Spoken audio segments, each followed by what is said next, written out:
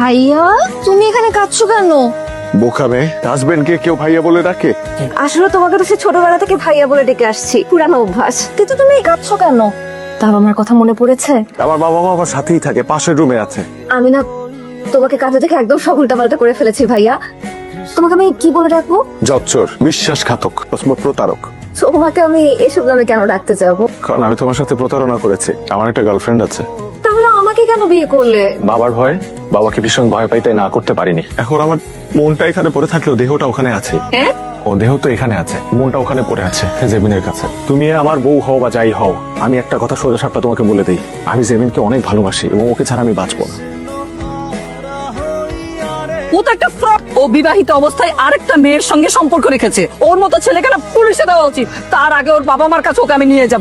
না খালা, তুমি আমার কিচ্ছু করবে না। খালা তুমি আমাকে প্রমিস করেছিলে কাউকে কিচ্ছু শেয়ার করবে না। আমি কি করব? সারাটা রাত আমি ঘুমাতে পারি নাই। ও খালা, খালা আমি কি করব আমি কিচ্ছু বুঝতে পারছি না। দোষটা আমাদের।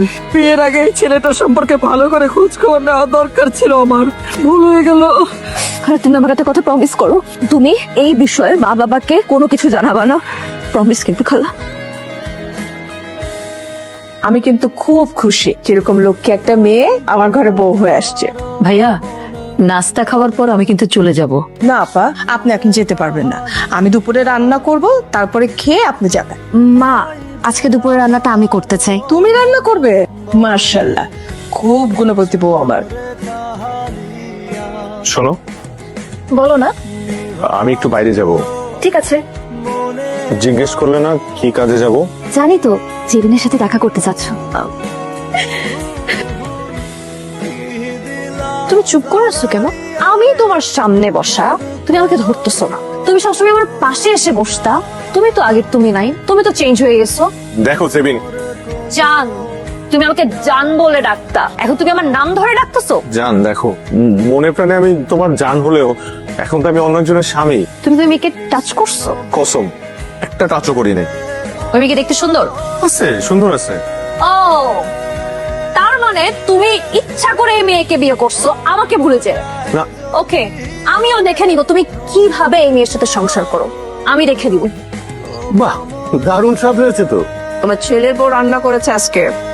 এখন থেকে তাহলে এই বাড়ির সব রান্না বৌমা করবে। ঠিক আছে বাবা। তুমি খেতে বসো বৌমা।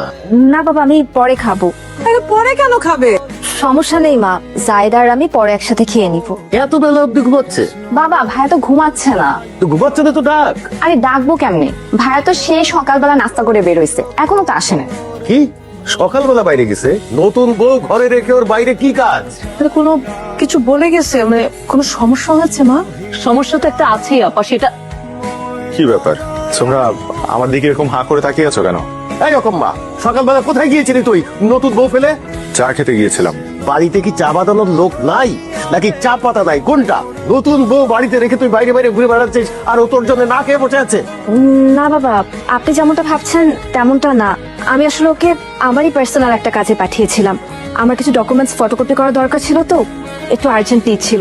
ওর কোনো দোষ নেই। পাগলামি করছো কেন তুমি?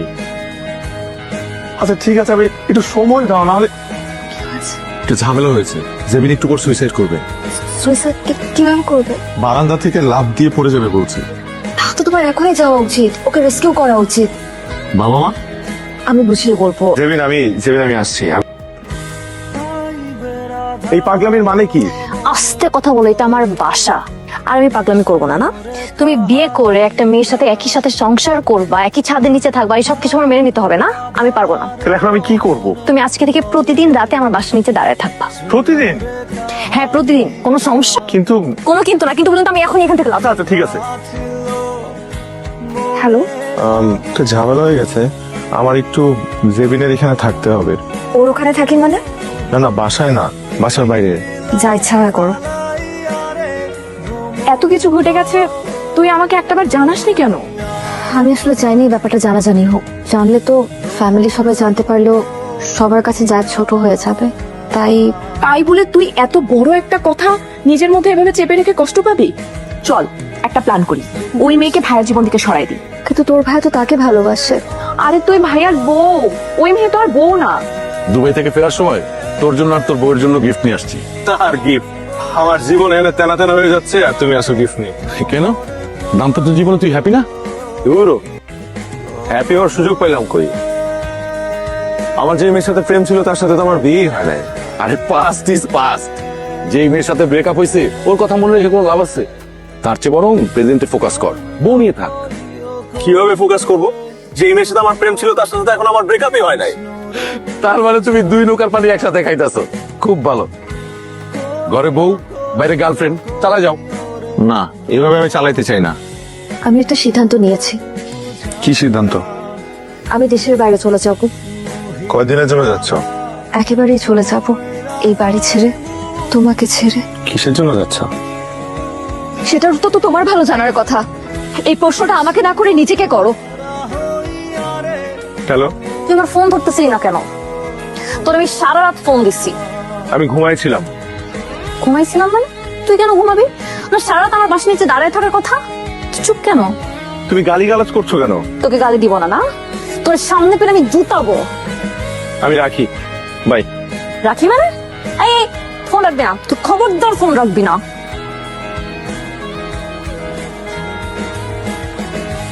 যখন তুমি জানো যে তুমি ভুল ট্রেনে উঠে পড়েছো, তখন তোমার উচিত সব থেকে কাছের স্টেশনে নেমে যাওয়া। কারণ সফর যত লম্বা হবে, ফিরে আসা ঠিক ততটাই ব্যয়বহুল।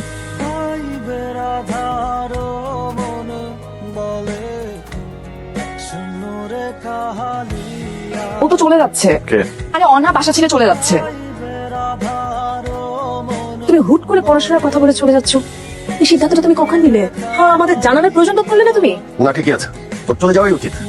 যে ছেলে নতুন বউ ফেলে রাতের পর রাত দিনের পর দিন বাইরে থাকে, বউয়ের কোনো খোঁজ খবর নেয় না, আমার ছেলে তো এরকম লক্ষ্মী বউ ডিজার্ভ করে না।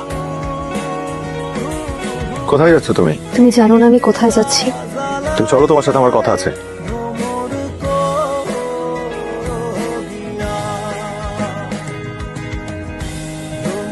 তেমন ভুল হয়ে গেছে, আমি মানুষ চিনতে ভুল করেছি। মানুষ চিনতে তো তোমার কোনো ভুল হয়নি, ভুল আমার হয়েছে। আমি যে কেন তোমাকে বিয়ে করতে রাজি হয়েছি। প্লিজ আমাকে ক্ষমা করে দাও। তুমি তো আমার বউ, তুমি আমাকে তো মাফ করে দাও না প্লিজ। মাফ করে দাও। চল। কোথায়? ল্যাম্পপোস্টের আলোয় হাতে হাত রেখে সারা শহর আমরা ঘুরে বেড়াবো।